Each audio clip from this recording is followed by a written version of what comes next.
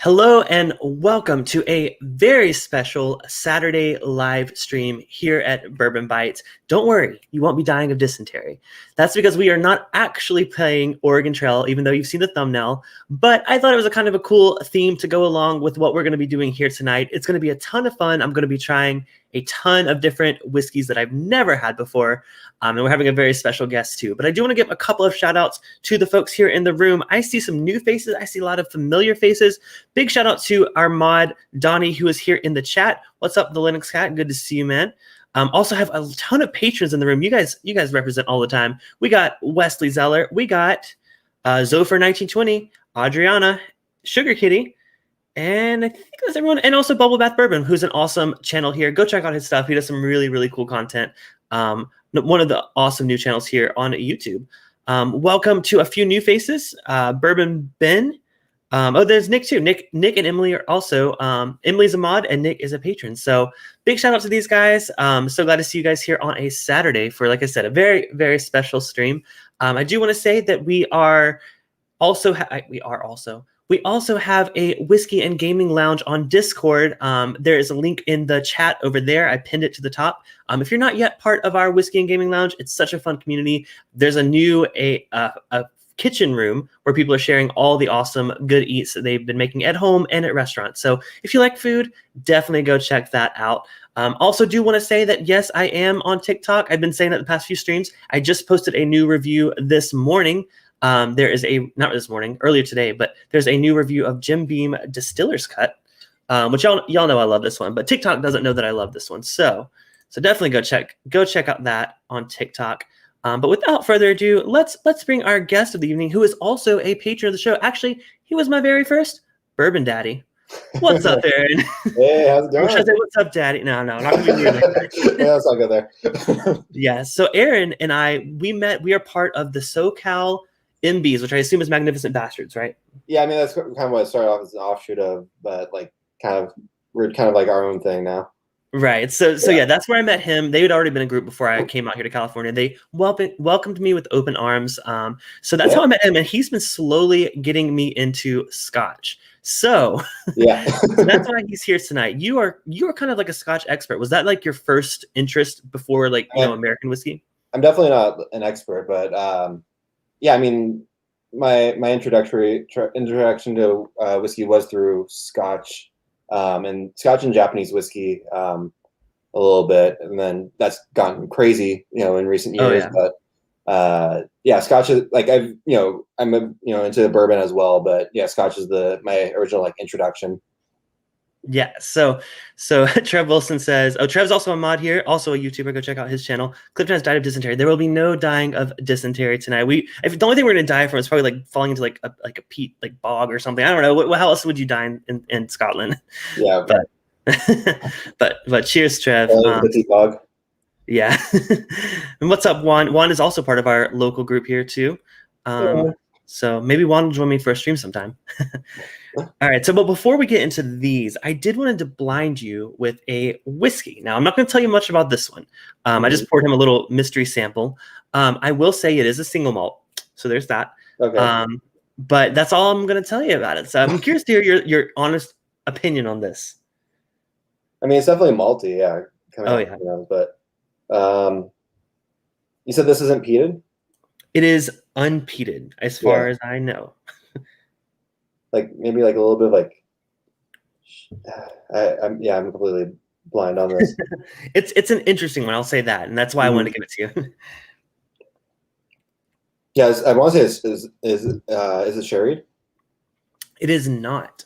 It's got almost kind of like that sweetness to it. Yeah, let me grab the bottle. So in case you ask any more questions, I don't actually know.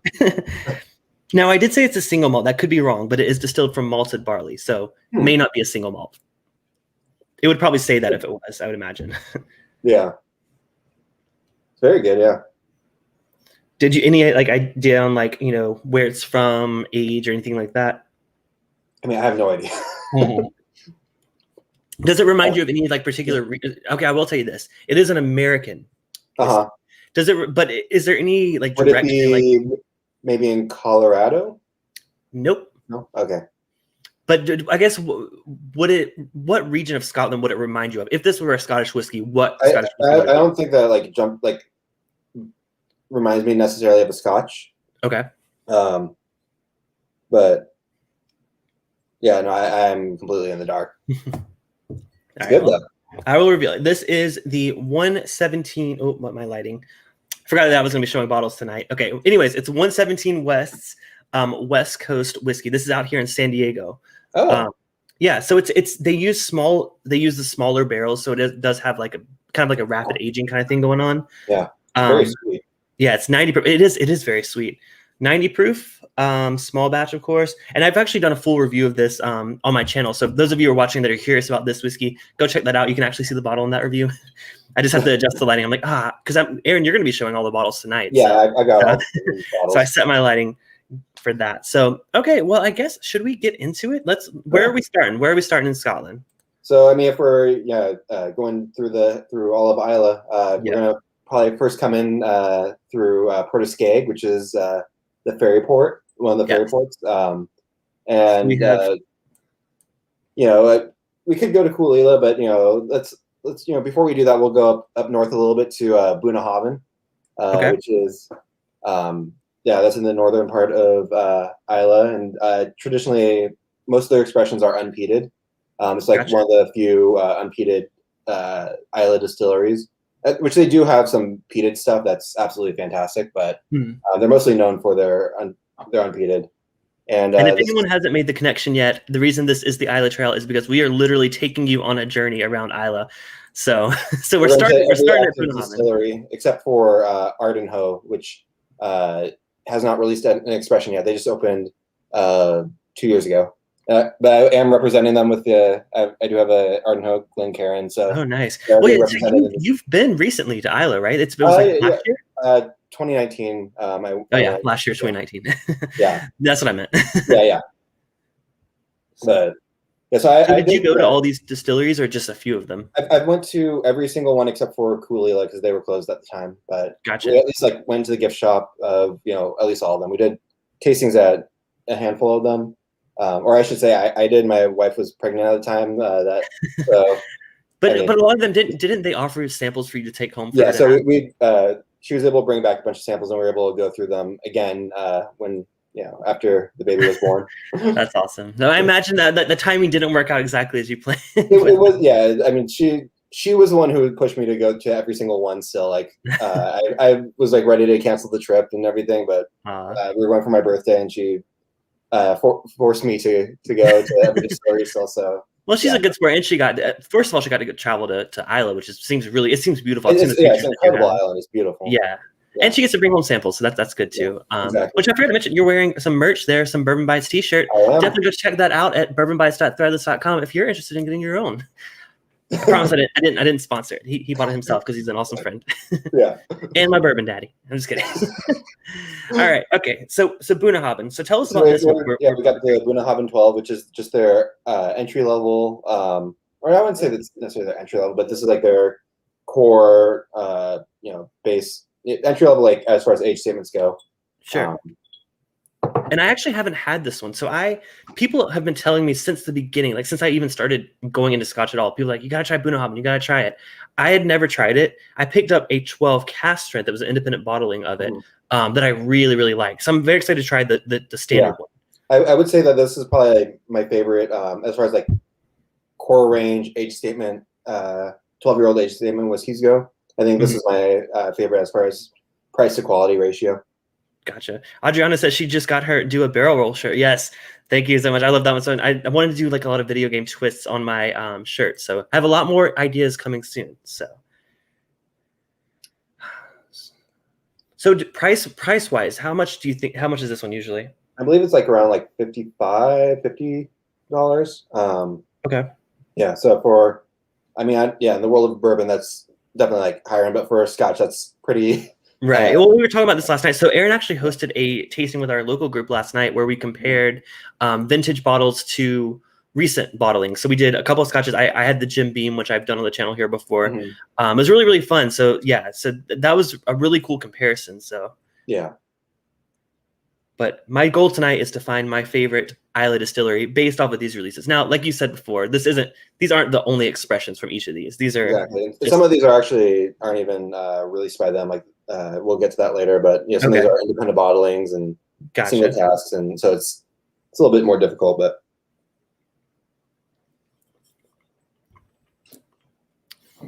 that's so interesting. Like I would never guess this is an Islay distillery because, like you said, most of them don't do unpeated like this. Yeah, although I will say, like you do get like a little bit of smoke. I feel like on the finish a bit. Absolutely. Which I believe that technically they do say that it's like about maybe like 2 to like 5 ppm. It's like there might be like a little bit of peat in there. But it's so minuscule. But yeah, no, this is like a very sweet whiskey. There's a lot of sherry influence, which Bunnahabbain generally does, like in their core releases. Just a lot of like fruits and tobacco, coffee. I kind of get. Yeah, I was gonna say I keep double checking the proof because it drinks kind of hot. I mean, but it is 46, so it's not like the full 40%. But but I mean, when I say drinks hot, that's a good thing because I love the higher proof stuff. Yeah, oh yeah, same here. Yeah, I think this is there's one more 46 that we have a little bit later. But cool. Donnie, thanks so much for the reminder. Please smash that like button and don't forget to subscribe and ring that bell and choose all. Yeah, thank you. All the instructions there. Follow if you're new to YouTube or whatever. Follow his instructions. It'll get you to the right place. And y'all are also welcome. We do have a Patreon, patreon.com/bourbonbites. If you want to join in on our Thursday night streams, we do an after party.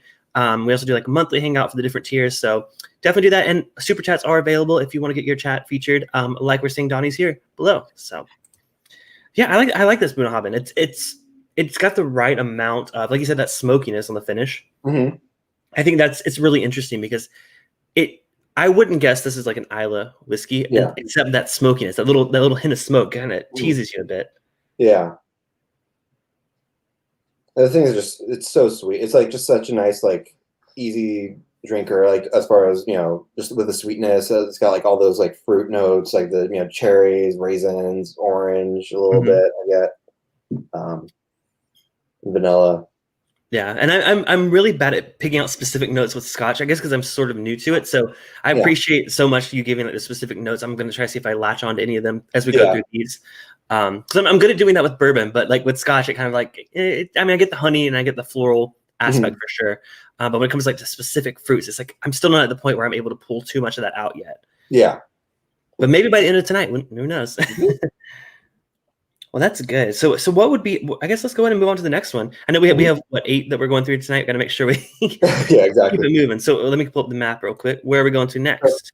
From Bunnahabbain, we're going back down south a little bit to Coolila. Okay. I probably should do the prettier map. Cool. That's much prettier. There we go. Oh, so for Coolila, the thing with them is majority of what they produce goes into blends. It goes into Johnny Walker, Johnny Walker blends. It's basically the main like source of peat that you get like from Johnny Walker Black or any of those. So like they released the Coolila 12 at like 43%, and there's the 18, and there's some like higher ones, and they have like some special releases. Sometimes there's an unpeated Coolila that's really fantastic that they release every now and then. But the majority of times when you find Coolila, it's going to be through independent bottlings. Okay. And that's what I have here is a 7-year. Yeah, let me minimize the map real quick. There we go. It's a 7-year-old Coolila from what's this, Hunter Lang. This is actually a bottle for K&L. Okay. And they every now and then, like they still like, this is from a few years ago, but I think they currently have a 10-year-old Coolila that's supposedly pretty similar to this. This is a refill sherry cask. Gotcha. And like it's extremely affordable. Like I think I picked this up for $50.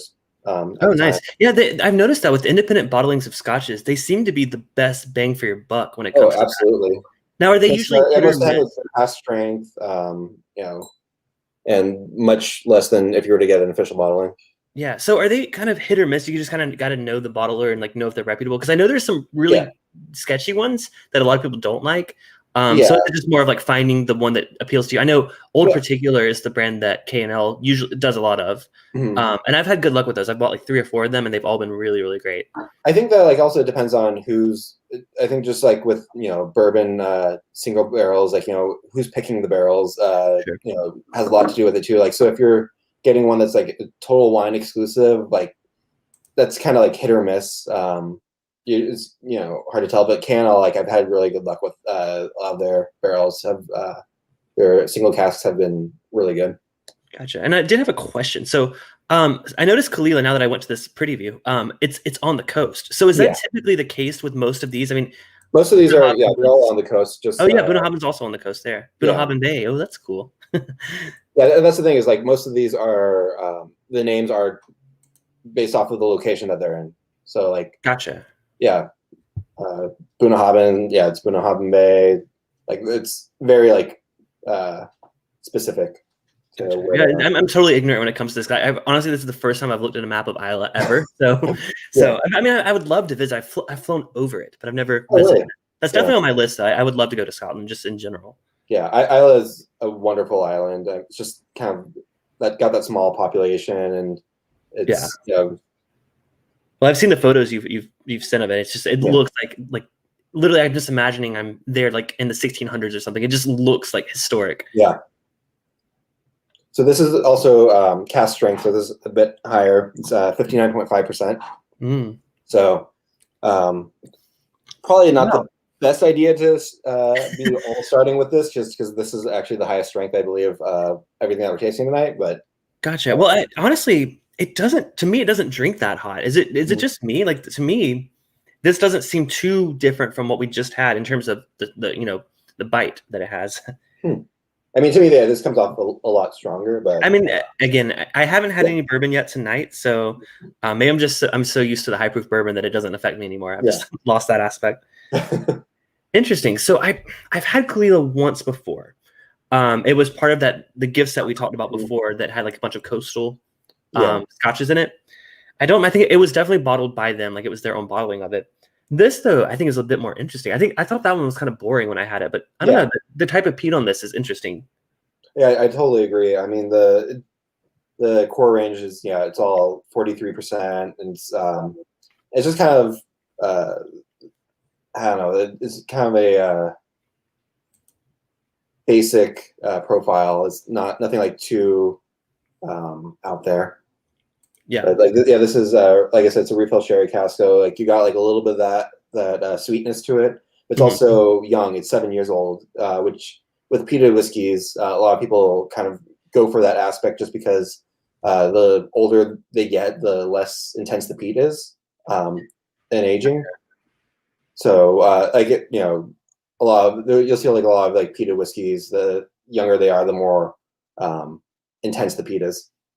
Yeah, so it has a bit more of that briny kind of note that I like in a peat. I've always gravitated towards that. It's either like the salt air brine or a like a meaty kind of peat. So this is kind of leaning on that more than I thought so, because I didn't think I liked Kalila, but after trying this one, I don't know, that's a pretty strong contender. Yeah. Yeah. And you said now you say it's sherry. I guess maybe I'm just again not that familiar with it. Usually when I taste sherry in a scotch, it's like a sherry bomb. This isn't that. This is definitely not a sherry bomb. Yeah. And like I said, it's refill, so that means that basically whenever they got the cask, it had already aged some. Because unlike bourbon, which is aged in a barrel once and then the barrel's sent off to Scotland, basically. Right. With Scotch, they'll keep reusing the barrel until it just kind of wears itself out. So I don't know if this is necessarily a second fill, third fill. Sure, yeah, that's what I was gonna say. Yeah, they could use it like 4 or 5 times, and there's like barely any sherry impact on it anymore. Yeah, so I mean, I definitely get a little bit of that sweetness from there, that fruity sweetness. And I think that's what's showing up for me too. It's like a sweet at like the beginning of the palate. Yeah. So Chris, I think you mentioned this earlier. He said it's used in Johnny Walker. Is that what you were saying earlier? Yeah. Gotcha. There's another question from Chris. Chris asked, will there be any island scotches, Jura or Talisker? I don't believe so. We're just doing Islay right now, right? Yeah. Cool. Although Jura is literally across the way. You can see it from Coolila. If you look out in the bay. You can see Jura, the Isle of Jura, like just right across. Gotcha. And then Donnie is saying Kalila is in Compass Box as well. Yeah, I think that's I've liked it in Compass Box. Is it in their Peat Monster, the regular Peat Monster, or? I believe it's in a good chunk of their blends. Actually, John Glazier, who founded Compass Box, he used to be a blender for Johnny Walker. So really? that's the reason why a lot of Compass Box has Clanleash and Kulila as like their bases, just because he has that connection with that. Gotcha. Yeah, that's you know what, I had written off Kalila until now, but I kind of dig that one. So I'm excited to see, as we get through these, like, I'm leaving that in the glass. I think what I'm going to do is I'm going to leave my favorite in the glass at all times, just to go back to, and try to work my way back to like what's my actual like number one, at least tonight. Which I mean, we know our palates change over time, but exactly. Yeah, I definitely recommend. Like I said, this one was from Caol. They currently have a 10-year-old. Same bottling sovereign, and like I think it's like maybe like $70 for like a 10-year-old independent bottling cask strength, which is I think still like a great deal. I haven't tried it yet, but I have some friends who said that was really good. Awesome. Yeah, I mean it's still sticker shock for me just seeing how expensive Scotch can be, but I know it's worth it, because I mean I've tried some stuff with you guys at these like local meetups, and it's absolutely fantastic. It's just like kind of hurts a little bit because I'm like, oh, I could get this bourbon for that, but I know but I love exploring it, and that's what the beauty of tonight is. We're trying so many different things. Yeah. So I guess with that, let's move on to our next one. Let me pull up the map here again. Where are we going now? Now we're going down to Bowmore, which that's located in the town of Bowmore. Oh wow, it's really down here. Yeah, no, it's right there. Is it in the Bridgeend? It's that dot right there, I think. Oh, okay. Oh yeah. Yeah. So that's basically the largest town. Sorry, I see there's a restaurant there called Pete Zaria. I actually ate at that restaurant. Oh, did you? I had a pizza with scallops on it. It was delicious. Oh, really? Yeah, I went there specifically because of the name. Just the name. Yeah, I was gonna say that is exactly why I would go there. Yeah. All right. So this one, do you have the bottle for that one? I do. Oh yeah, sorry. So the Bowmore traditionally, they do a lot of the majority of their stuff is bottled at 40%, and it's typically sherried. This is, I guess, a special release that they did. I got this here, so definitely is around. But this is a first fill bourbon cask, and this is bottled at 55.9%. It's 10 years old, which I feel like, for them, it's not too often that you find it. So, like, I mean, that's mostly the reason why I picked it up. Well, I've noticed a lot of these seem to be young for scotches, right? 10 years. Like, usually, is that typical of Islay? Because I know like a lot of other ones are higher aged. Yeah, like I said, with Islay whiskeys, especially like the peated ones, the younger it is, the more intense the peat is. Gotcha. So you see a lot of like non-age statements, some younger ones, but like I'd say that between 6 and 15 years old is like kind of the sweet spot for peated whiskeys. Gotcha. Adriana says 5 seconds into looking at Scotland, and Clifton's already found a pizzeria. Where my mind's at. I haven't had dinner yet, so I actually need to remember to order, because I have like my DoorDash pulled up on my phone. Like all I got to click is submit order. I got to do that like as we get towards the end, because Justin will kill me if I don't. Oh wow, this is really interesting on the nose. Yeah. So this is all entirely in first fill bourbon cask.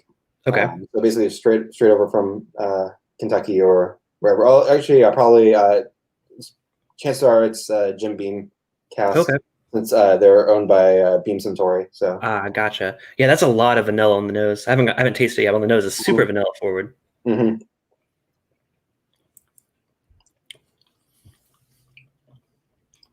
Interesting. Wow, that goes a completely different direction. Mm-hmm. Almost kind of like a little bit like ginger. It's like I was going to say like a cinnamon graham cracker. That's the first thing that came to mind. Oh, it has really? like that cracker note. Oh, that sounds weird. Mm-hmm. But the graham cracker note a bit. Huh. Whoa. And it has there's like a menthol kind of thing on the finish. At least that's what I'm getting. It's a lot of like vanilla for me in addition, and it's like super creamy. And like the peat is there, like the smokiness is there, but it's not quite as like at the same level as like the. I'm used to how the peat normally hits me. That didn't hit me the same way. This is like it more of like fills the palate with the peat. It's not like it like bam peat. It's just like a slow roll of the peat. Is how I guess I would describe. Yeah, but more also is like it's not as heavily peated as like some of the other distilleries. I think there are like maybe like around 15 to 30 ppm or 15 to 20 ppm, which is on the lower side. I'm not exactly sure the numbers, but now are they? I don't think I honestly probably just haven't paid attention. I don't think I've ever seen this, or if I have, I haven't noticed it. Are these pretty readily available? Like Bowmore? This one, I mean, I picked this up. Can't remember. I think a beverage warehouse over in Marina. Right. But this one, I'm not sure how available it is now. I think this was like a release like a couple years ago. But the regular like Bowmore 12, 15, those are all like pretty readily available. Okay, I think it's just a name that I don't hear come up that often. I think that's why I haven't paid attention to it. It's overlooked by, I'd say, like a lot of like whiskey snobs, just because everything that they put out is 40%. It's heavily colored, like artificially colored and chill filtered. It's like all the nose, but all the things you're not supposed to do. Yeah, exactly. But the thing is, though, they have a really good distillate, and when it's presented at strength and presented well, it's really shines. I feel like. Oh yeah. I like that one because it's different. I don't really think it's. Let me do a little side by side with the Caol, because I'm gonna lose track if I don't do side by sides.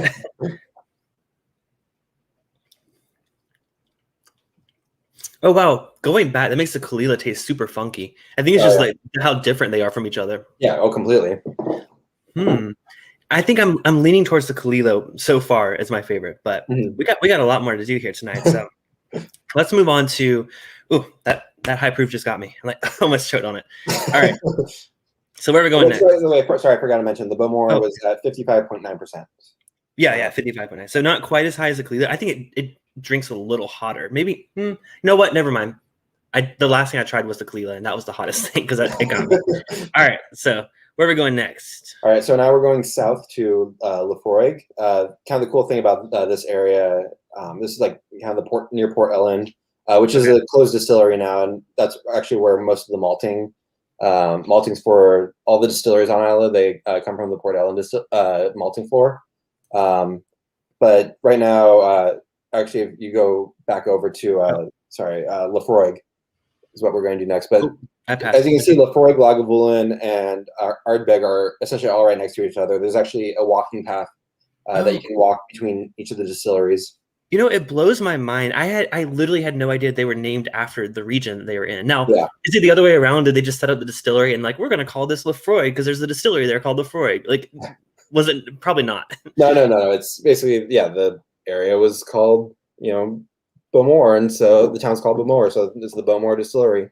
Again, that just blows my mind that I didn't know that. So learning lots of stuff here tonight. So, okay, so what are we drinking from Laphroig? Now, I have had a little bit of Laphroig. I've had the cask strength 12, maybe not 12 year. Well, it was a 12 year. The Alexander Murray. Yep, and I had that the other night, and I really like that one. Yeah, so this one's not cask strength, but this is the Laphroig PX. It's bottled at 48%. Okay. This is a duty-free exclusive where it's basically just matured, like partially. Actually, it was first. It's matured in bourbon, and I think finished. It says first maturation in Pedro Jimenez cask. So gotcha. I think I've tried this bourbon cask for a bit. I believe I've tried this before with you at some point, but it's been so long. I'm glad to revisit. I'm excited because I've had the basic Laphroig 10, did not like it, but then I had the 12 cask strength, and I was like, whoa, okay, maybe there's something here with this distillery. So I mean, when you add PX cask to anything, I'm going to like it a bit more. So yeah, it's definitely that's kind of the reason why I wanted to give you this one, just because it definitely has that sweetness. Oh yeah, it's super, and I get a lot of fruit on the nose.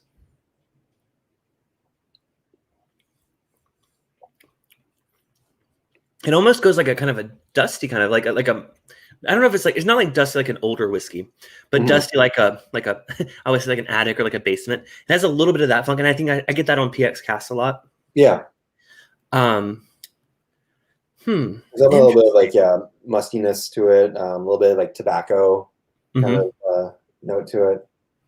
But then And you like still leather, like underneath old, that, like I would say leather or like book bindings. I know it's like weird, like old books or something. I kind of get that. absolutely.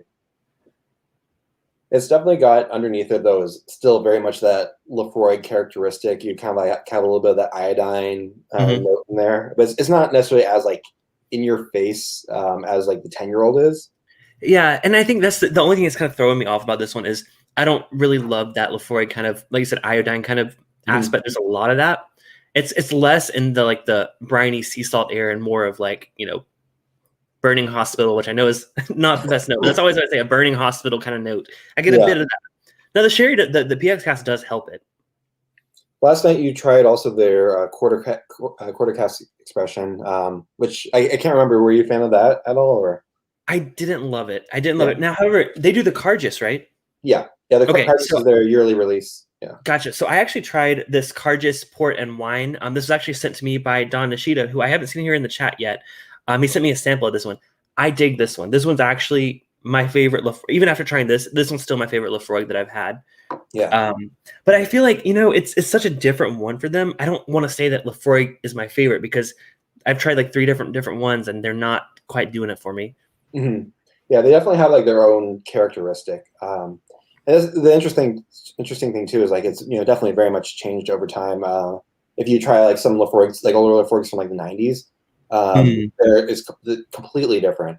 Like the peatiness is like none of the medicinal aspect is there. It's a lot. Oh, gotcha. Peat. So why is that? Like, why would that flavor profile change? Did they change the process recently? Honestly, I'm not sure. I mean, tastes change as well. Like as far as what people tend to go for more like the heavily peated stuff. I mean, you have like the Octomores now, and Ardbeg does like the Supernova, which is 100 ppm, and all these different things. And so it's just tastes change and that sort of thing. Yeah, I'm still leaning towards the Kalila so far. So, so we've done 4 of these. Yeah. We got 4 more to go, and we're at the halfway point. Man, we're doing good on time. I'm actually surprised. I was so worried we were going to go over. All right, so let's pull up. I need to pour. First of all, I need to pour this, but let me pull up the map. So where are we going? We're going right down the road. Down the street to Lagavulin. Oh wow, these are so close. You said there's like a walking path between them. How about how far did you walk when you were there? I didn't, just because I had a designated driver with me. I mean, that's a good point. Oh, I passed an Ardbeg. Wait, where was Ardbeg? So there it is. Okay. Yeah. Gotcha. Should have. We actually did the warehouse tasting at Lagavulin, where basically we're in the warehouse, and they were rolling out casks of like 24-year-old Lagavulin that basically if you were to try and find a bottle of that, you'd be spending like about at least $800 or so. Wow. I love how they all just like they hold the same kind of look. Like it's always a white Rick House with their name just like printed on it. That's really cool. All right. So which of these I need to pour it? Which one are we having? We are pouring the Lagavulin 11-year-old Offerman edition, which you know what's funny? This is the only one that I have of the ones we're doing tonight. So I've been enjoying this. I mean, obviously. So I'm a big fan of Lagavulin. It's honestly, before tasting them all, it's what I said was probably my favorite, other than Ardbeg. This one and Ardbeg are really close, but I'm excited to see them comparatively to the other ones now. All right, I'm out of glasses, so I got to fill it. I did forget to ask the chat, what are you guys drinking? I saw a few comments earlier, but y'all are probably on to like your second or third glass by now. So let me know what y'all are drinking in the chat. I'll feature your comments as they come in. You could be drinking bourbon too. I obviously won't be offended. Aaron might be offended. We'll see. Oh, no. All right, so I got that one poured. And actually, I'm going to go ahead and no, we'll wait. We'll just pour that one. Oh, the nose, man. You know what? And the reason I love Lagavulin so much is I talk about that sea salt air kind of note. This is the biggest one I get that in. Talisker kind of, but Talisker is not Islay, is it? No, that's on the island of Skye, which actually I visited there as well. Gotcha. That's a beautiful distillery, and Isle of Skye is. Did you have to take like a ferry to get there? They actually have a bridge okay. from the mainland over there, but Man, that nose. Honestly, nose wise, this is my favorite. The Kalila was good, but this is my favorite on the nose. The interesting thing too is with Lagavulin and like Talisker also, like speaking of the getting that like sea salt in the taste and nose, is that both of those, majority of their stock is actually aged on the mainland.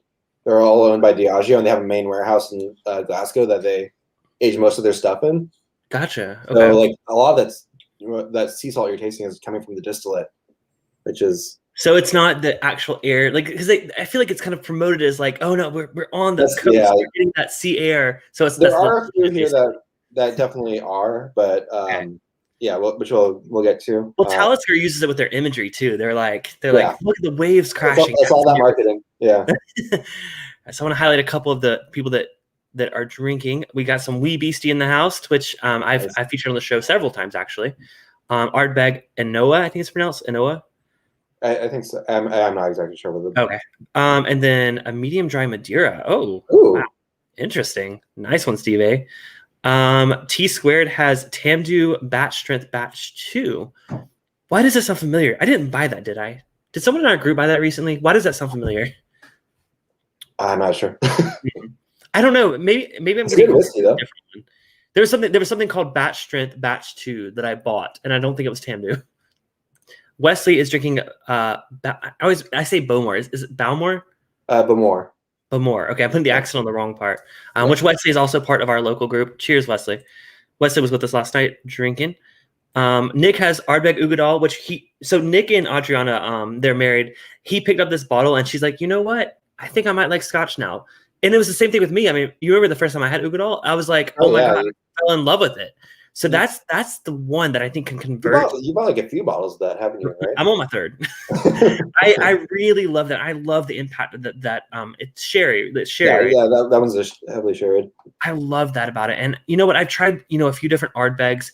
I still keep gravitating towards that one. And I think that was my turning point. For someone that loves a big, bold flavor, especially with bourbon, that one matched it. Yes, it was very different. Yes, it was peated, but it matched that boldness of a bourbon. And that's what sold me on it.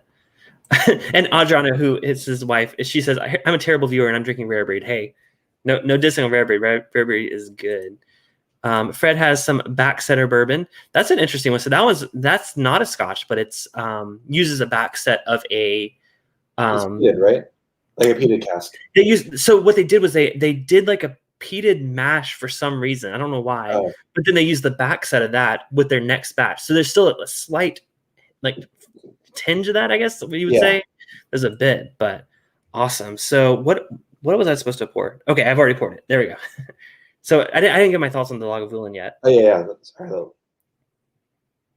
Yeah, no, I've just been drinking this. This thing is delicious. It's not super smoky either. It's light. Like what's the proof? Oh, it's only 46%. 46%, yeah. So I mean compared to some other stuff. Yeah, we've been drinking some cask stuff. So yeah. So do you know the story of like why this is Offerman edition? Like what's the story? He's just like a huge Lagavulin fan. He's just a fan. They're like, hey, you can help us sell this whiskey. Yeah, which even in Parks and Recreation, like I think they worked in the plot line where he actually like goes and buys the distillery and everything too. Really? That's awesome. But he did like a whole bunch of like marketing for them too. And yeah, they just worked together and released this. He actually I know that he actually played a part in creating the blend for this as well. It's not like something where he just like slap his name on it. Yeah, he's like a legitimate fan of this, and like this is something that he wanted to put together, and it shows. It's not like it doesn't come across as like a celebrity whiskey. No, not at all. I mean, honestly, it's my second favorite expression of Lagavulin that I've had. Of course, Lagavulin 16 is one of my favorites. It was kind of addition to Ardbeg. It was the other one that sold me on it. Yeah. But so Juan said he's joining us with the Game of Thrones Lagavulin 9-year. I actually have that one too, Juan, and I have a bunch of the Game of Thrones whiskeys. And now I'm someone that's never watched Game of Thrones, so I thought about doing some kind of thing where I react to like a random episode of Game of Thrones or the finale even, and like just like with going into it blind and then drink all the Game of Thrones whiskeys. I think that'd be fun. We'll see. If you guys are interested, let me know in the chat.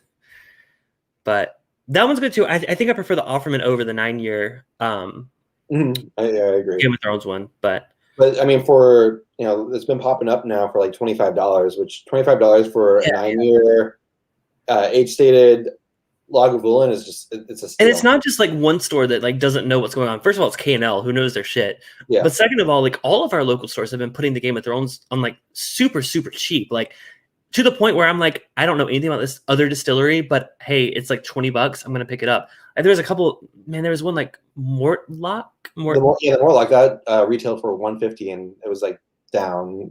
It was like 40 or something. Like it was like, yeah. And I was like, I've never heard of this distillery, but like, holy crap, I'm going to try it for that price. It's ridiculous.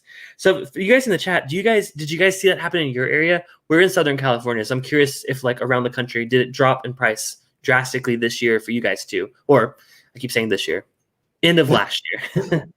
Within the past year.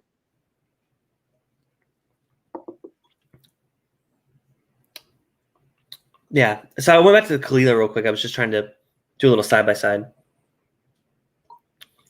They're closer than I thought, honestly. That's my biggest shocker so far. I thought I didn't like Kalila. Obviously, I do. Yeah, that's the thing is with some of these specifically like Kalila and Bowmore, I feel like that a lot of people, if they just have like the core line expressions, like you're not really gonna see like what the distillery is capable of. For sure. Steve A says, now don't quote me on the exact price. I don't remember, but I know I did not pay a lot for these because I wouldn't have bought them because I'm like, I don't know anything about this distillery. So I think it was, I mean, they were cheap, right? Like they were like drastically, discounted. I think that basically they just was another one I never heard of, and it was like $20. I'm like, sure. Yeah. Like, $20. I mean, why not? Yeah, I think basically Diageo just like went all in like on the Game of Thrones marketing, and then once the finale aired, then nobody wanted them anymore. So Sugar Kitty says in his area, one higher in store has Mortlock for 46. So about that saying, yeah. Well, man, that's a tough comparison between the Kalila and the Lagavulin. Mm-hmm. I think the Lagavulin's got to edge out for me though. So that's my number one right now.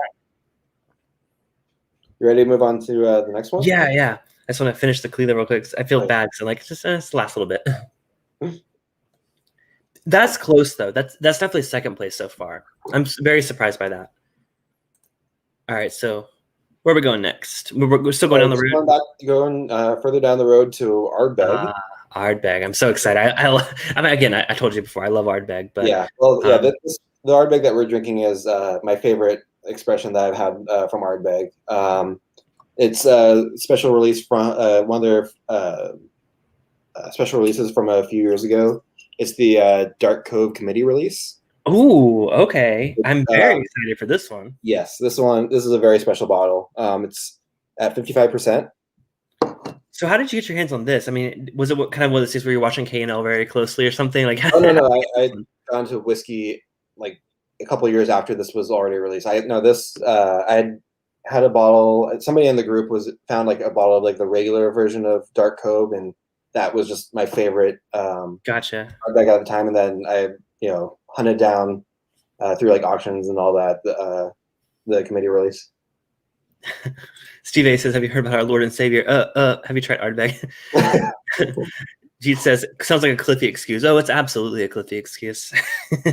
Oh, everyone's excited for Ardbeg. Look, Zopher's like Ardbeg. Chris is like Ardbeg. Mm-hmm. So people are excited for this one. Okay, I'm excited for it too. Okay, dark. They say that this is aged in ex-bourbon and dark sherry casks. Okay. Now, when did this come out? Because I recognize the name Dark. This was 2016. 2016. Okay. Way before I was into Scotch, so I'll tell you that. Even before me as well.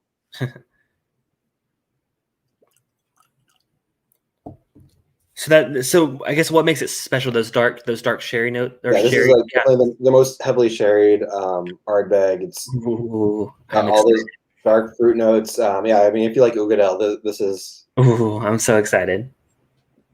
Oh, that nose! Oh my god, that smells amazing. Now you said this is your favorite Ardbeg, right? This is my favorite Ardbeg that I've tasted. Well, the nose, I can see why. Yeah. I mean, for me, like my ideal whiskey is just that sherry and peat. Let me close that. Just sherry and peat mixed together is just beautiful. Yeah, and I think Adriana was the one that was saying that earlier in the chat. Like, if you combine sherry and peat, like it's a winning combination. Mm-hmm. Like people don't like sherry with bourbon.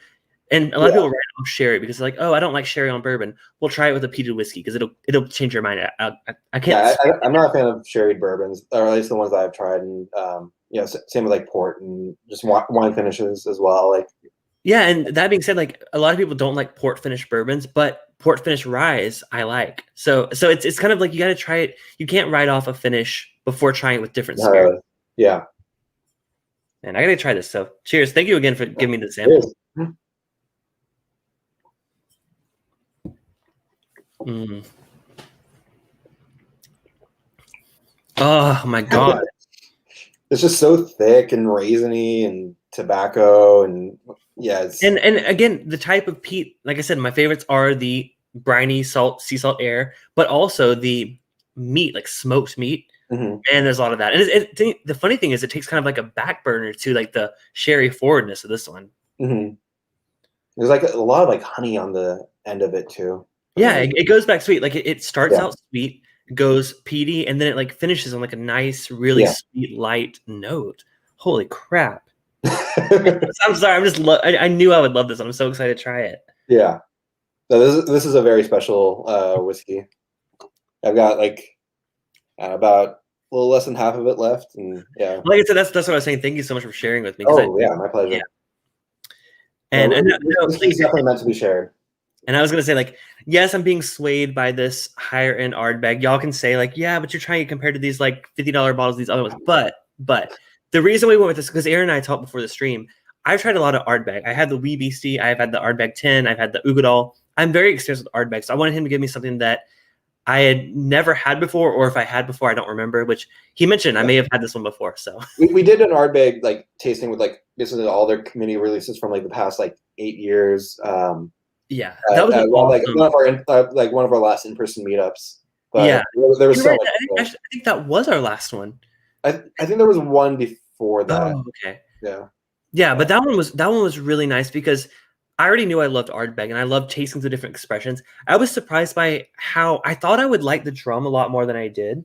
I didn't love drum. I think it had kind of those banana notes that I don't like on a bourbon, and I feel like that translated with the Scotch. It's just a little weird for me. I really like the drum, but that's definitely a very different Scotch. Like as far as Ardbeg, I mean, just anything rum matured or finished.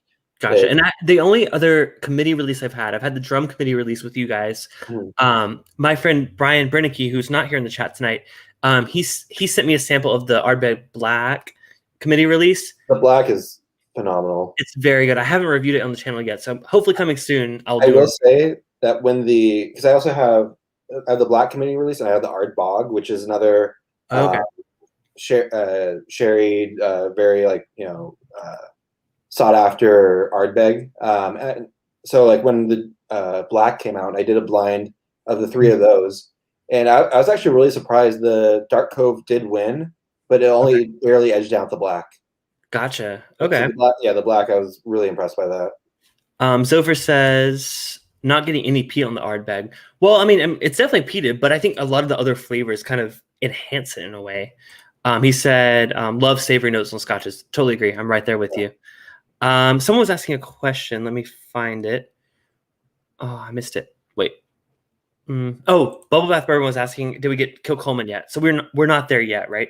Yeah, that's going to be next. Yeah. Cool. Well, let me go ahead. Ardbeg's the winner so far. Again, expected. But we'll pour our next one. So let me pull up them out. Where are we going next? So now we're going all the way to the west coast. Okay. The opposite end of the island to Kilchoman. Now, weird question. Does the coast matter? Do the West Coast whiskeys have a certain style compared to the East Coast? I know it's a small island. It's hard to say. Like I don't know if that necessarily has to do with. I can't really say. I feel like that they each have their own distillery characteristics. I'm not sure that's necessarily. Well, I just can imagine them being like, "Oh, the westward wind, impacted this way." I haven't heard them necessarily refer to like, specifically the location affecting it. Gotcha. Well, first of all, this beach is beautiful. Did you go to that? No, I didn't. But the cool thing about Kilchoman actually, though, is there is a farm distillery, so like everything is there. Like they released their 100% Islay, 100% Islay Scotch, That's like an edition that they release every year, but it's made with barley that's grown on their farm, distilled there, aged there, bottled there. Like everything is in house. That's awesome. They're what? Oh, I said it's awesome. Yeah.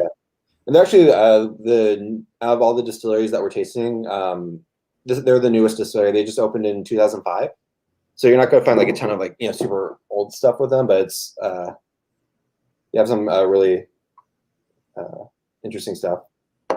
Sorry, I was just placing my food order, and now it says they're going to be an hour. I'm like, dang it, I should have ordered it like a lot sooner. So, all right, let me. This isn't it. I'm finishing off with one before. Oh, okay.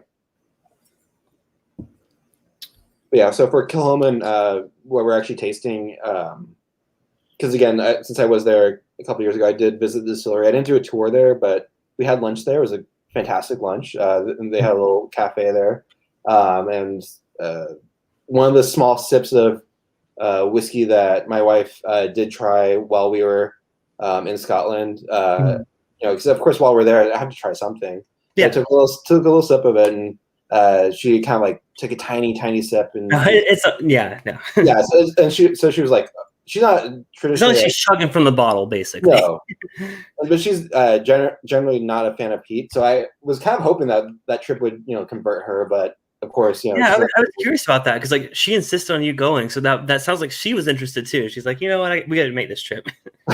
Well, it was my 30th birthday, so gotcha. Yeah, that we were there for. But anyway, so the one sip of whiskey, that tiny sip of whiskey that she had while we were there was of this bottle, and she maybe it's fine. Saying the baby is fine too. There you guys. So if you guys are worried, don't worry. The baby's fine. It's adorable. He's adorable. I'm sorry. I don't want to say it. He's adorable. Oh yeah, but yeah. So she had some of this, and her face kind of lit up, and was like, "Ooh, you need to get this one." So yeah, I did. So this is the one that you're talking about, right? Yeah. So that's what we're tasting right now. It's a single cask release from their exclusive to their distillery shop, and it's 11 years old, which is actually kind of on the older side. Like I said, they've only been opened in 2005, I believe, or 2005. Oh wow, yeah, that's like that's like what, like like within for a couple of years of them being open is when this was distilled. So interesting. So question here, again from someone that's an outsider. So when they first opened, were they putting out product of any sort? Is it like a bourbon where they sourced it from other places? Like how does that work? I'm not sure. I'm not sure what they were doing at the time, but I will say that because we did go to Ardbeg, which they just opened in 2019, and they're obviously they don't have any stock yet. We were able to taste some of like their new make while we were there, but they're not selling that. Like they're actually owned by Hunter Lang, which is an independent bottler. Actually, Hunter Lang is the one that bottled the Coolila that we tasted. Oh, okay. But they so like their distillery shop right now has a bunch of Hunter Lang bottles, just as far as like independent bottlings from like other distilleries, Islay and where else. So that's what they're selling at the moment. So, well, again, on the nose, holy crap! Yeah. I see why she wanted to take a little taste because I'm like, oh, that smells real good. This is 11 years in Oloroso casks. Now, question: was she nosing the whiskeys as she went to the different distilleries? Oh yeah, she was still nosing stuff. Okay, but I mean that's like half the experience, honestly. Oh yeah, exactly. That smells great. So let's try it.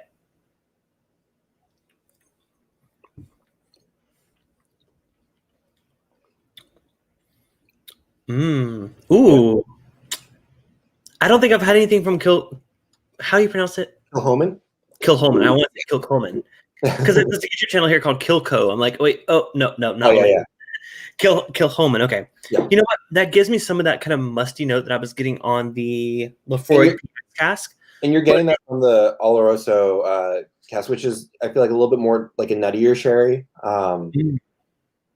And you kind of get those like more savory notes usually from it. It's not quite as sweet as a PX. It has that kind of like, and when I say musty, I don't mean that in like a negative way. I'm just trying to like put no words I'm getting off of it. It's that, but it's toned down a bit. You're getting a lot more of the sweetness, the fruitiness that I would expect from a sherry cask. Yeah.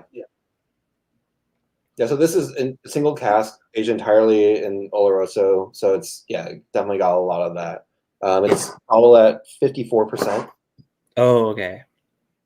Well, the funny thing is, what I'm finding is, like with bourbon, when I have like such a high cask strength, I tend to prefer it. However, we're going back and forth between cask strength and lower proof.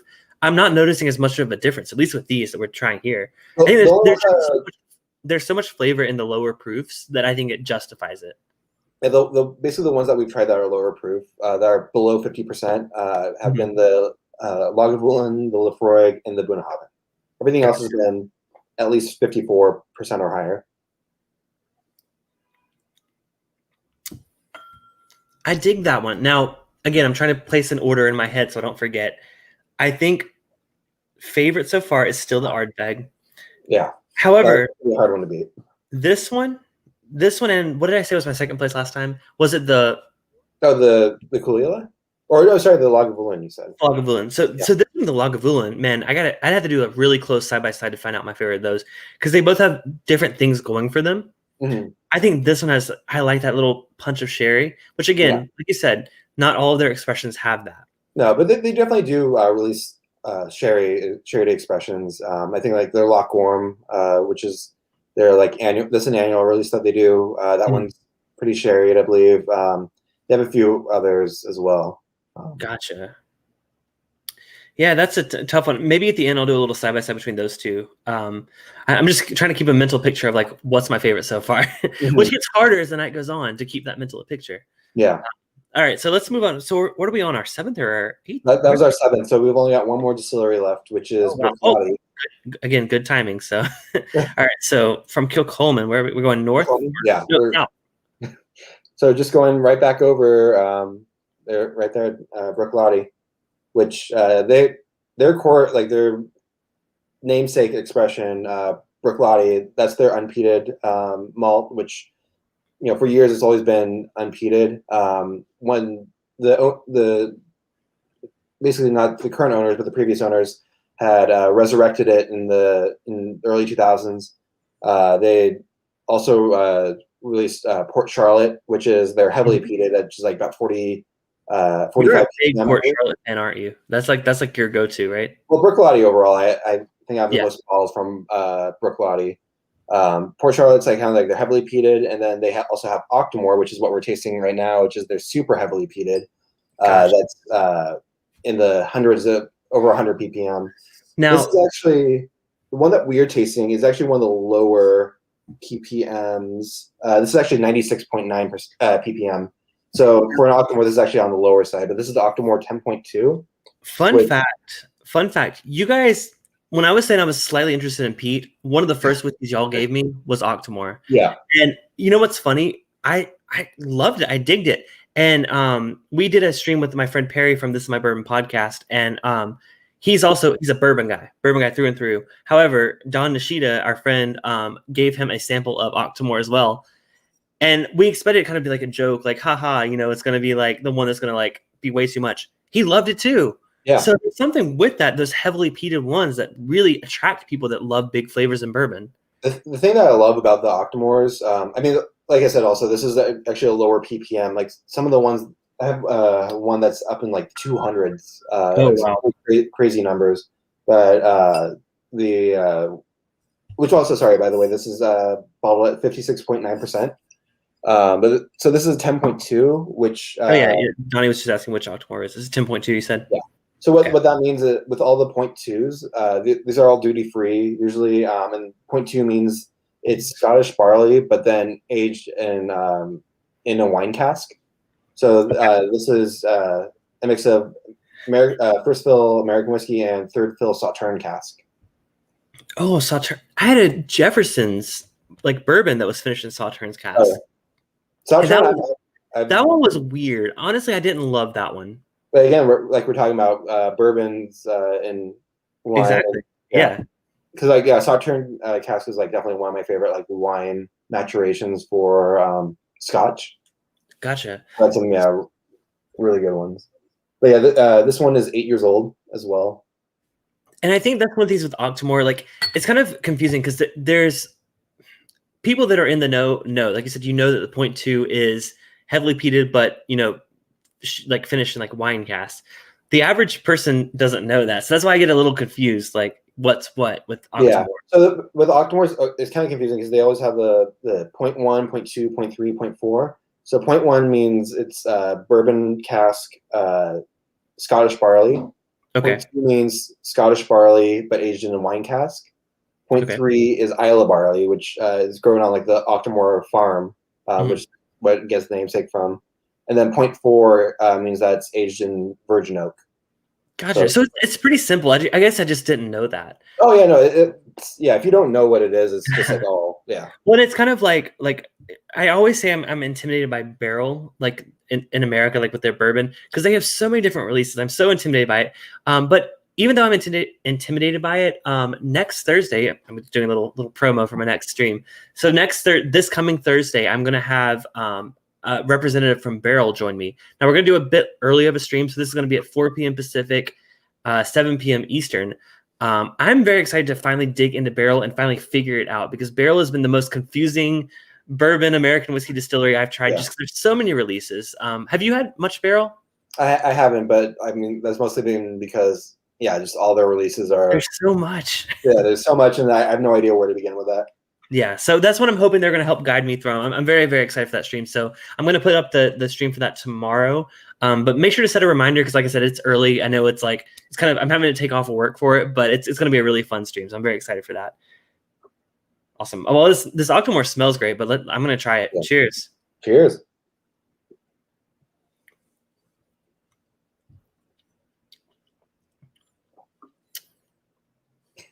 Wow.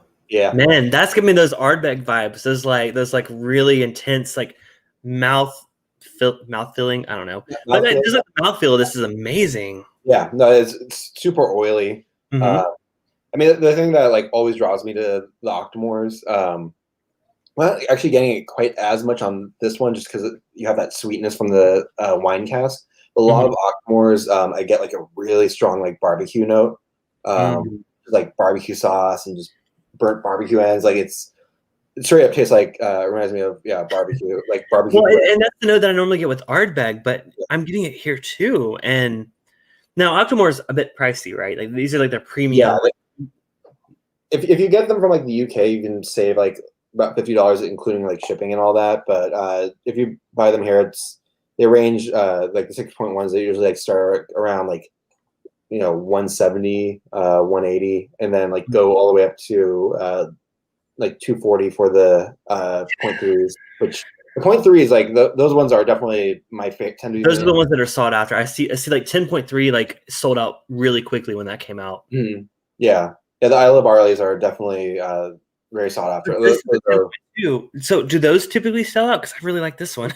Well, this one is the 0.2s are generally duty free. I got this one. Actually, I had purchased this for a tasting that I had hosted. Another tasting I had hosted a while ago with you. For the sherry and wine tasting I did, but this ended up arriving late. So I was gonna say, wait, have I tried this before? No, yeah, you were supposed to, but it didn't arrive in time for the tasting. So gotcha. Mine now.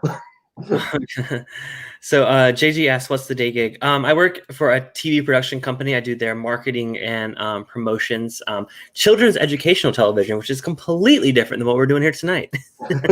It's a nice balance, though. It's nice to focus on that because I think it's really important for children's education. But I dig the spirits too. So this is my nighttime gig. Man, that one.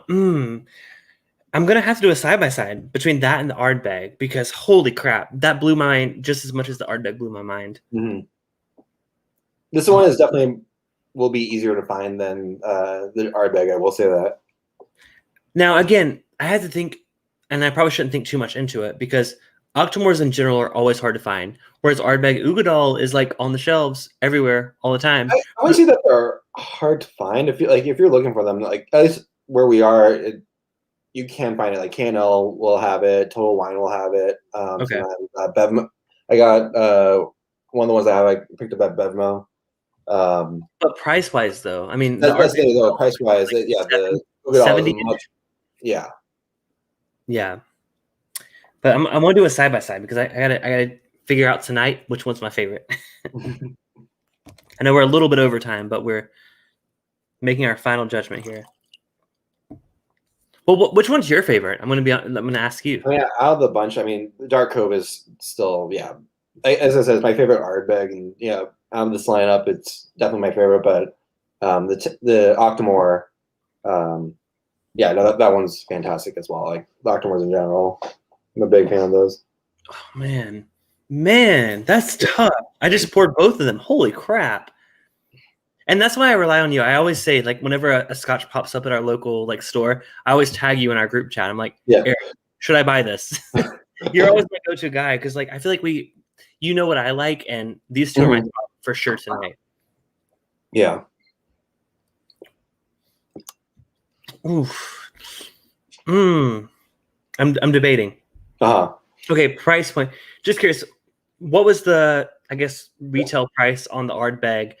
Also, I don't want to ask you what you paid, but did you pay much more than that, or? I mean, I got it at auction, so I definitely paid above retail on that one. Which actually, it wasn't quite as, I can't remember the exact price that I paid, but like it definitely was less than what it's currently going for at auction, which I think is like around again, it's 2016, so it's been out for a while. Yeah, it came out in 2016. Like current auctions, I think last time I saw it, because I would love to get another bottle of this, but like current auctions, I see it selling for like 250 pounds. Oh wow! So, like, yeah, it's up there. What was the MSRP when it first came out? It was like what, like 130-ish? Probably. Yeah, I have no idea. But the current Ardbeg community releases are like, I mean, now with the tariffs and all, up, probably more like 150, 160 or so. Right. But yeah, it's probably around like 130-ish or so. Now, Octomore, what is the price on that one? This one, here, I could let you know exactly what I... yeah, look it up, because I may buy one after this stream. We'll see. Although, actually, you know what? The site that I did order this one from, they currently do not ship to the U.S. anymore. Oh, man. But you said like K&L sometimes gets it in, right? They'll get, like, they won't get the 10.2s, the 0.2s, but... Man, that's awesome. Oh, they don't even have it in stock anymore. They don't have it in stock. Okay, so I can't get either of these. That's the point. You know what? I got to give the edge to the Octomore tonight. Just my experience tonight. That one, I didn't think it blew my mind more than the Ardbeg, but doing side by side. That one, it has that sweetness. It has the, it's oh man, I'm lost for words how much I like this. Actually, you know what? I take that back. On one of the other UK sites that I visit, it is in stock. It's $212 for the Octomore, for the 10.2. But yeah, and that's the thing. I gotta learn to accept. That's how it works. That's how it always is. The Octomores are definitely, like, for the age to the age to price ratio is definitely absurd, compared to like any other Scotch, but just they go for a lot just because of how unique they are. But well, okay, so if I say that the Octomore is my favorite tonight, should I just buy every Octomore, or should I avoid certain ones? I mean, I would. Yeah, I feel like you couldn't really go wrong with any of the Octomores. Because I passed one up. I had a good chance to get one of the is the 10 the latest one? The 11 just came out. Oh, the 11. I think that's what it was. Because they're releasing them every year now. Like, I was like, I think I like Octomore. I don't remember, but holy crap, that just me. I will buy every freaking one I can get. I do have a 0.1. I have a 6.1. I have a 10.2, a 7.3, and a 10.4. So if you want to do a whole flight of, sounds like we need to have you back on the channel here. I did want to highlight a comment. Zopher says, "Shout out to Aaron for a great flight." Yes. Huge thank you, Aaron. Thank you so much for coming on. Like I said, you're kind of my like Scotch guru. So I'm so glad to have you here tonight. I guess any final thoughts? Do you have like a Instagram or whatever you want to throw to? Feel free to shout it out. Go for it now. Not really. But... Not really. Okay. Yeah. Well, I didn't know. Some people have their own their thing on Instagram, but yeah, no. All right. I'm good. Yeah. Well, if you're in the Southern California area and you want to be part of our whiskey group, just message me. Yeah, absolutely. We're always looking for new members. Again, back when things are safe to actually meet up in person again. But Well, again, yeah, thank we've you. been doing like virtual tastings and stuff too. Yeah, we've been doing virtual. Those have been going great. You have one coming up for our local group. Yeah, we have a peated one where it's going to be a bunch of peated whiskeys, and only one of them is going to be from Islay. It's going to be 7 whiskeys, and only one of them is from Islay. So I'm really interested to try that one. So it's you said you didn't say, but I'm assuming there's some American peated whiskeys there, or no? Okay, we don't know. We don't know. Okay. Bubble Bath Bourbon says no Aaron on TikTok. You're not on TikTok. All right. Well, I get it. I'm old. But again, Aaron. I'm a dad now. I can't be on TikTok. Yeah, Adriana says, very cool of him to send you these samples. Again, thank you so much for joining us here tonight. Like I said, if you guys aren't a member of our Discord server, you can literally join it. It's open to everyone. It's bourbonbites.com. Would love to have you there. We have some really great discussions going on. And of course, on Patreon, again, you can be my bourbon daddy because I don't have a bourbon daddy for next month. So if anyone wants to be my new bourbon daddy, well, again, thank you so much, Aaron. Glad to have you here. Yeah, my pleasure. Thank you for having me. This is awesome. Cheers, man. Glad. Cheers. Have a great night. You too.